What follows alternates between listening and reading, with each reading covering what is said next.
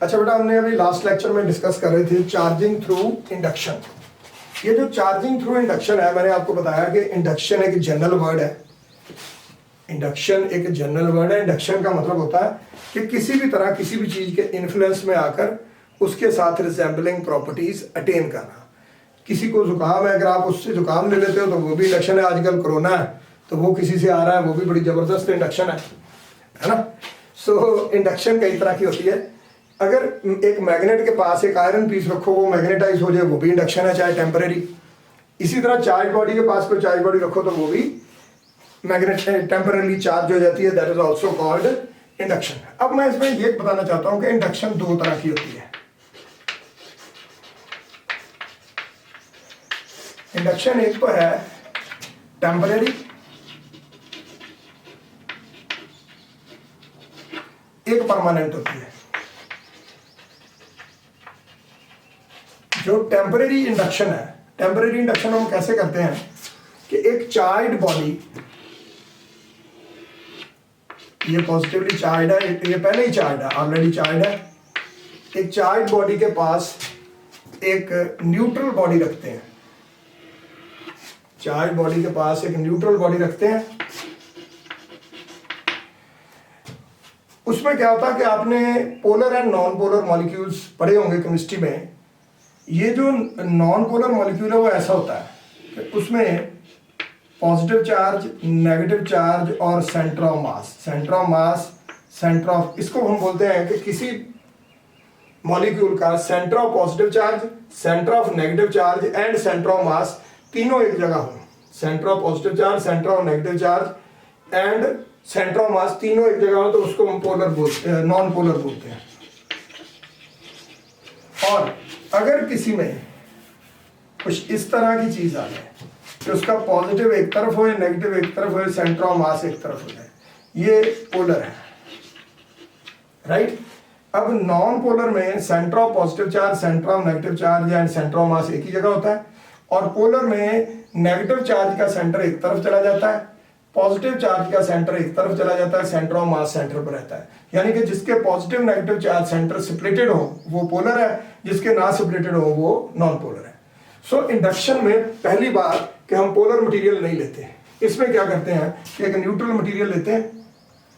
इसमें एक neutral material लेते हैं। पॉजिटिवली चार्ज बॉडी के सामने जब न्यूट्रल बॉडी रखते हैं तो ये टेम्परेरीली पोलराइज हो जाती है, ये नॉन पोलर से पोलर हो जाती है। कैसे?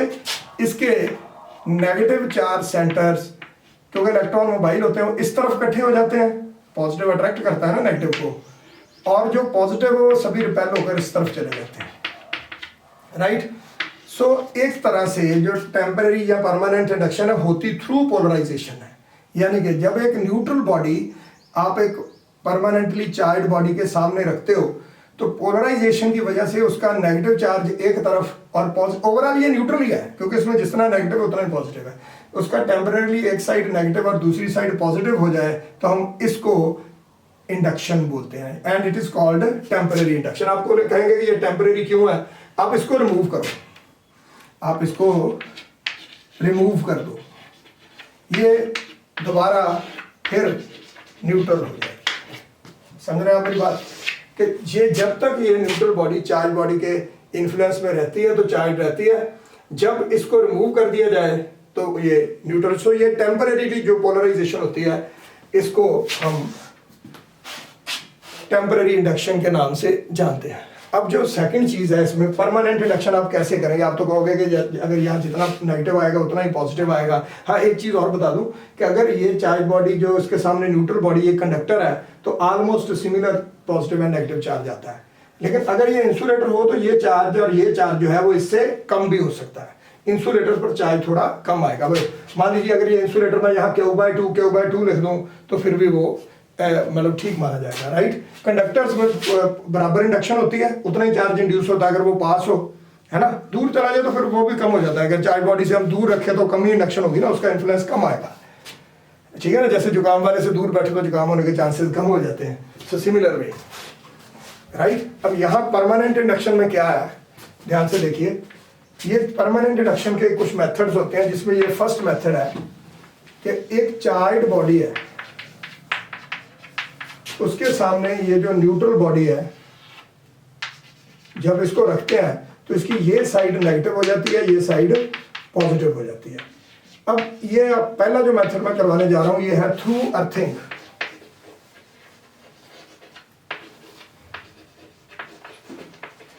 अब हम क्या करते हैं कि यहां हम इसको अर्थ कर देते हैं, इसको अर्थ कर देते हैं। अब अर्थिंग में क्या होता है कि ये जो पॉजिटिव है ये इस नेगेटिव को अट्रैक्ट करके रखता है, ये पॉजिटिव इस नेगेटिव को अट्रैक्ट करके रखता है, और ये जो पॉजिटिव है ये अर्थ से कुछ इलेक्ट्रॉन ले लेता है, ये अर्थ से कुछ इलेक्ट्रॉन ले लेता है और ये हो जाता है। देखो ये जो बॉडी है इसका ये पॉजिटिव हो गया और ये साइड इसकी न्यूट्रल हो गई, इसने इलेक्ट्रॉन लेकिन अर्थ से ले लिया और न्यूट्रल हो गया। अब अर्थ को हम रिमूव कर देते हैं। पहले देखो सिंपल बात है, चार्ज बॉडी के सामने न्यूट्रल बॉडी रखते हैं, उसकी एक साइड नेगेटिव एक साइड पॉजिटिव हो जाती है। अब पॉजिटिव साइड को हम अर्थ करते हैं। अर्थ इलेक्ट्रॉन, अर्थ के अंदर हम मानते हैं कि एक बहुत बड़ा चार्ज का समंदर है, उसके सेंटर पर वो जितने चाहे इलेक्ट्रॉन ले सकती है, दे सकती है किसी भी बॉडी को न्यूट्रल करने के लिए। हम अपने घरों को भी अर्थ करते हैं इसी वजह से, है ना, घरों में अर्थ पॉइंट भी होते हैं। अच्छा ये देखिए, अब इसने इलेक्ट्रॉन लिए, ये साइड न्यूट्रलाइज हो गई, लेकिन ये साइड, ये जो इलेक्ट्रॉन है ये अर्थ नहीं हो रहे क्योंकि इस पॉजिटिव ने इसको अट्रैक्ट करके रखा है।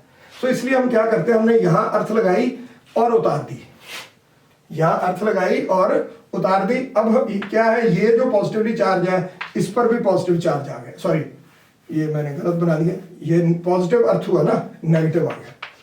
अब मैं इसको रिमूव कर देता हूं और ये जो है वो नेगेटिवली चार्ज होगी बॉडी। इसमें ना बोर्ड में ऐसे क्वेश्चन बहुत बार आए हैं कि एक पॉजिटिवली चार्ज बॉडी है और दूसरी बॉडी को थ्रू अर्थिंग चार्ज करो लेकिन फाइनल चार्ज नेगेटिव चाहिए। अब अगर हम पॉजिटिव को अर्थ करते हैं तो फाइनल चार्ज नेगेटिव बचेगा, और अगर हम नेगेटिव को अर्थ करते हैं वो भी मैं यहां बना देता हूं। ये देखिए, ये जैसे पॉजिटिवली चार्ज बॉडी है, इसके यहां नेगेटिव आ गया, यहां पॉजिटिव हो गया। अब मैं यहां से इसको अर्थ करता हूं, ठीक है जी। अब मैं अगर इसको अर्थ करूं ना तो पॉजिटिव अर्थ नहीं होगा क्योंकि ये पॉजिटिव पॉजिटिव को रिपेल करके रखेगा। अब ये अर्थ हो गया, अब इसको अर्थ को रिमूव कर दो और ये बॉडी आपकी बन गई पॉजिटिव, ये हो गई। और ये जो बॉडी है इस पर इस तरफ पॉजिटिव है, क्यू एंड क्यू। अगर अब इसको भी रिमूव कर दिया जाए, इसको भी रिमूव कर दिया जाए तो ये पॉजिटिव चार्ज इस पर स्प्रेड हो जाएगा, ये परमानेंटली पॉजिटिवली चार्ज है। सो परमानेंट पॉजिटिव चार्ज जो है वो अर्थ के थ्रू ऑब्टेन, आपकी एनसीईआरटी में भी है, ये अर्थ के थ्रू ऑब्टेन किया जा सकता है। जैसे ये पॉजिटिवली चार्ज बॉडी, उसके सामने न्यूट्रल बॉडी रखो, नेगेटिव पॉजिटिव, जैसे पोलराइजेशन है, स्प्लिट हो गया, आपने पॉजिटिव को अर्थ कर दिया इलेक्ट्रॉन देकर और नेगेटिव बच गया। अब अर्थ आपने रिमूव कर देना, क्योंकि ये काम मैं बात बताऊंगा आपको, अर्थ आपने कनेक्ट करना है और रिमूव कर देना, क्योंकि अगर आपने इसको बॉडी को रिमूव कर दिया और यहां से अर्थ नहीं उतारा तो नेगेटिव भी अर्थ हो जाएगा, याद रखना। सो पॉजिटिव को न्यूट्रलाइज करने के बाद अर्थ रिमूव कर देना, ताकि बॉडी रिमूव करने के बाद जो ये पॉजिटिव ने नेगेटिव को अट्रैक्ट करके रखा हुआ है, ये अट्रैक्शन इसको रिमूव करेंगे वो खत्म हो जाएगी, वो नेगेटिव भी अर्थ हो जाएगा। सो इसलिए अर्थ सिर्फ लगाते हैं और उतार देते हैं। देखिए इस केस में मैंने पॉजिटिव पर अर्थ लगाया और उतार दिया, नेगेटिव बच गया। उस केस में मैंने नेगेटिव पर अर्थ लगाया और उतार दिया, लगाया और उतार दिया। मैं यहां इसको क्लियर लिख देता हूं, राइट। नेगेटिव पर अर्थ लगाया और इसको उतार दिया अर्थ को, उससे क्या हुआ कि इस पर पॉजिटिव बच गया। अब इसको मैं रिमूव करूंगा, पीछे पॉजिटिव रह जाएगा। सो दोनों तरह बोर्ड में क्वेश्चन आया कि इस तरह चार्जिंग थ्रू अर्थिंग करो कि एंड में नेगेटिव बचे, इस तरह अर्थिंग करो कि एंड में पॉजिटिव बचे। अब आप कहेंगे कि विदाउट अर्थिंग हो सकती है, charging through induction without earthing and permanent charging. Interesting बात यह है कि परमानेंट चार्जिंग थ्रू इंडक्शन आपने करनी है एंड थ्रू अर्थिंग। अब देखिए इसमें क्या करते हैं कि हम ना एक चार्ज बॉडी या चार्ज बॉल यहां रखते हैं, राइट, और हम दो बॉल्स को एक दूसरे से टच करके, पहले ही उसको टच करके, मतलब इस तरह टच करना है कि they both behave as if they are one body. हम दो बॉल्स जो एक दूसरे के साथ टाइटली टचिंग है, टाइटली टचिंग लाइक दैट, उनको ऐसे टच करके फिर उनको चार्ज बॉडी के सामने रखा। अब ये दोनों एक बॉडी की तरह बिहेव कर रहे हैं। एक दो बॉडी की तरह बिहेव करने की वजह से क्या हुआ कि नेगेटिव सारा यहां आ गया और पॉजिटिव यहां आ गया। ठीक है जी, नेगेटिव सारा यहां आ गया, पॉजिटिव यहां आ गया। अब इसमें क्या है कि ये पॉजिटिव इस एक बॉडी, अब ये एक बॉडी की तरह बिहेव कर रहा है ना, यहां नेगेटिव डेवलप करता है और वहां पॉजिटिव थ्रू पोलराइजेशन। अब हमने क्या करना है कि ये दोनों बॉडीज को हाथों से पकड़ कर रखना है। ये चार्ज बॉडी यहाँ रखिए, इनको टच करके रखिए, लेकिन जब आपने देखा कि एक साइड पॉजिटिव नेगेटिव होगी तो उनको सेपरेट कर दीजिए ऐसे। ये चार्ज बॉडी होगी हमारी, इन दोनों को थोड़ा सेपरेट कर दिया ऐसे, राइट, ऐसे सेपरेट कर दिया। अब आप इसको रिमूव कर दीजिए और इन दोनों को थोड़ा दूर दूर कर दीजिए ऐसे। ये नेगेटिव इस पर स्प्रेड हो जाएगा, ये पॉजिटिव इस पर स्प्रेड हो जाएगा। ये परमानेंटली नेगेटिव चार्ज है और परमानेंटली पॉजिटिव चार्ज है। इस केस में हमने कोई भी चार्ज लॉस नहीं किया और एक ही स्टेप में विदाउट अर्थिंग एक को पॉजिटिव कर दिया, एक को नेगेटिव कर दिया। ठीक है बेटा, मैंने अब एक छोटी सी बात आपसे करनी है। मैं क्योंकि अब मैंने ये इंटरनेट लेक्चर्स को नया काम थोड़ा शुरू किया है ना, पहले तो दूसरी तरह पढ़ाते रहे। मैं काफ़ी सारी वीडियोस देख रहा हूँ अलग अलग जो इंटरनेट पर फेमस है, लेकिन उसमें मैंने एक चीज़ नोट की कि somebody was saying in his first or second lecture that ये एक चार्ज बॉडी है। वो कह रहे हैं कि यहाँ एक न्यूट्रल बॉडी रखो, ये नेगेटिव हो गया और ये पॉजिटिव हो गया। ठीक है जी, ये भी क्यों, ये भी क्यों, ये भी क्यों। अब वो कहते हैं कि इसके साथ एक न्यूट्रल बॉडी टच करो, ये पॉजिटिव उधर चला जाएगा। अब वो कहते हैं ये नेगेटिव के साथ, पॉजिटिव के साथ एक बॉडी टच करो। आप ध्यान से सोचिए, ये पॉजिटिव और इस पॉजिटिव, इस नेगेटिव और इस पॉजिटिव में मान लीजिए डिस्टेंस है r। इस पॉजिटिव और इस पॉजिटिव में ये डिस्टेंस हो गया ऑलमोस्ट 3r। अब ये पॉजिटिव इस पॉजिटिव को रिपेल कर रहा है क्यू क्यू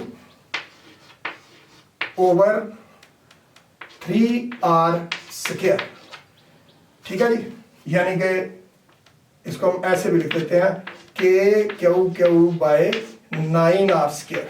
ओके, और अब ये नेगेटिव इस पॉजिटिव को, इसका ये नेगेटिव अपना नेगेटिव भी तो अट्रैक्ट करता है ना, ये जो इसको इस तरफ अट्रैक्ट कर रहा है ना, ये जो अट्रैक्शन है, देखिए इसकी इसको रिपल्शन 3r डिस्टेंस है, लेकिन इसकी इसको अट्रैक्शन ये होगी के Q Q over r square. बड़े ध्यान से देखिए कि ये चार्ज इस चार्ज को अगर 1 न्यूटन फोर्स से रिपेल कर रहा है तो ये चार्ज इसको 9 टाइम्स 9 न्यूटन से अट्रैक्ट कर रहा है।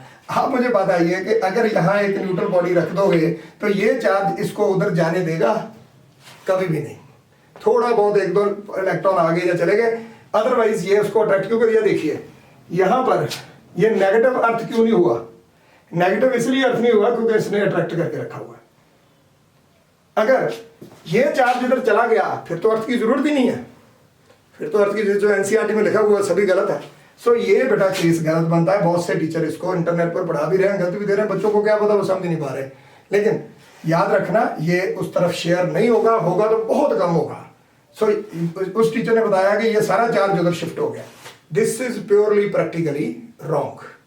ये केस ऐसे पॉसिबल नहीं है, इसको ऐसे करना पड़ेगा। ठीक है जी, थैंक यू वेरी मच बेटा। फिर नेक्स्ट लेक्चर में दोबारा आगे करेंगे। अब इस बात को ध्यान से याद रखना कि शेयरिंग जो 2 चार्जेस, एक आपको 2 बॉडीज टच करके रखनी होगी, तभी एक नेगेटिव और पॉजिटिव होगी, और सेपरेट करने से अलग अलग पॉजिटिव नेगेटिव। अगर आपने पहले एक को चार्ज कर लिया फिर कहा कि मैं इसको शेयरिंग कर दूंगा तो वो गलत है। वो किसी ने गलत आइडिया कहीं किसी जगह से पिक कर लिया, क्योंकि इसमें अट्रैक्शन, इसके अपने चार्ज की अट्रैक्शन ज्यादा है जो पोलराइज हुआ, और इस चार्ज की रिपल्शन कम है, वो इसलिए वो चार्ज उसको लीव करके नहीं जाएगा। Thank you.